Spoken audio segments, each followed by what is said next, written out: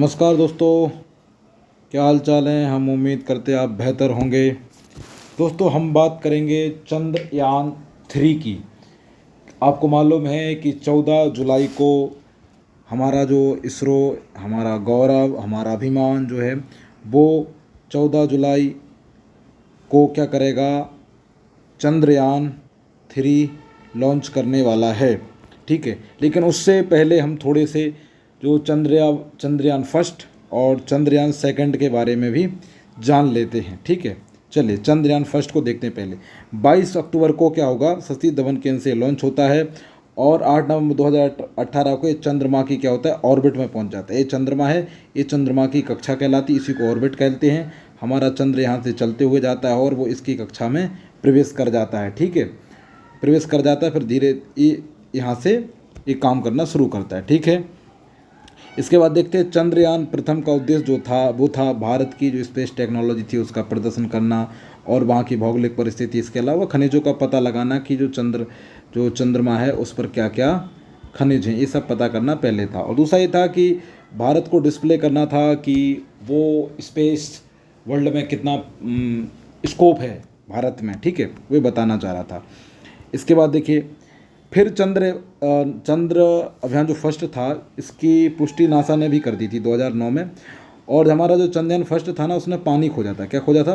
Water का research किया था चंद्रमा पर। इसी के साथ भारत फर्स्ट कंट्री बन गया चंद्रमा पर पानी खोजने वाला, पहला देश बना इसी के साथ। ठीक है, इसके अलावा आप देखिए, आप 2 मिनट, हाँ, चंद्रयान ने पूरे लगभग 1 साल तक काम किया और 29 अगस्त 2009 को इससे हमारा कम्युनिकेशन टूट गया। ठीक है, तो ये चंद्रयान 1 के बारे में हल्की सी डिटेल थी, छोटी सी संक्षिप्त जानकारी। इसके बाद हम चलिए देखते हैं चंद्रयान 2 को। चलिए ये देखिए, चंद्रयान 2 को हम देखते हैं।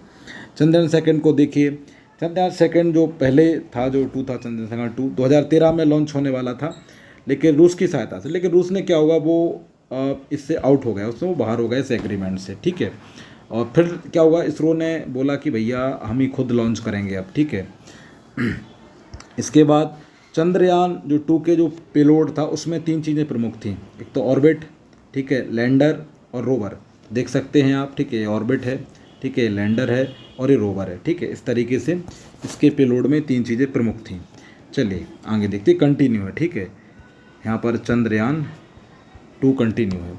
ये क्या होता है, 22 जुलाई को क्या होता है, लॉन्च होता है।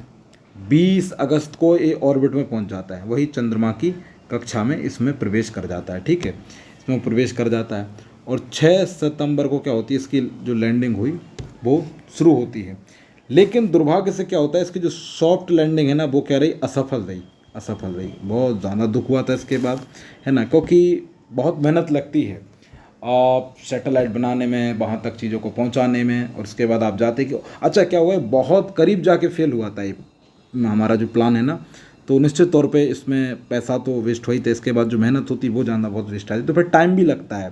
ठीक है, चलिए अब हम देखते आगे। ये है चंद्रयान 3 जो अब लॉन्च होने वाला है 14 तारीख को। तैयार रहिएगा। ठीक है, 2:35 पे ये होगा, देखेगा यह नज़ारा है।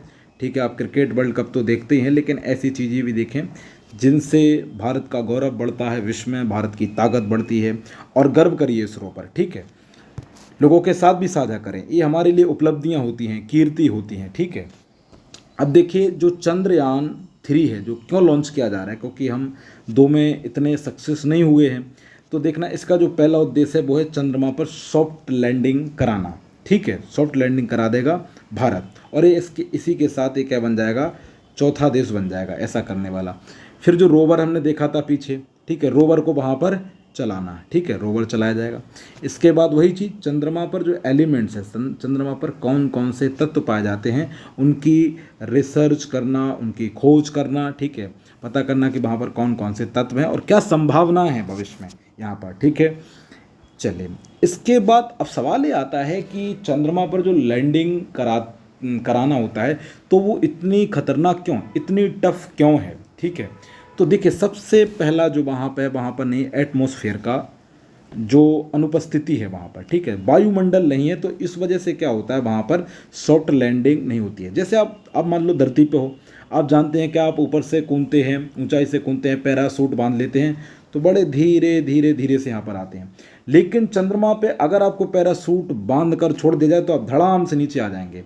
यही प्रॉब्लम वहाँ पर है। तो सॉफ्ट लैंडिंग कराना वहाँ पर टफ है, क्योंकि वहाँ पर वायुमंडल नहीं है। इसके बाद आप देखेंगे चंद्रमा पर जीपीएस जैसा कोई सैटेलाइट नहीं छोड़ा गया। जैसे अर्थ के लिए जीपीएस छोड़े गए हैं और आप अर्थ पर चलना है तो आप रास्ता पता करते हैं जीपीएस की सहायता से, ठीक है। जबकि चंद्रमा के लिए ऐसा कोई भी अभी तक जीपीएस नहीं छोड़ा गया है जो रास्ता बताए हमें। ये एक अलग सिचुएशन है।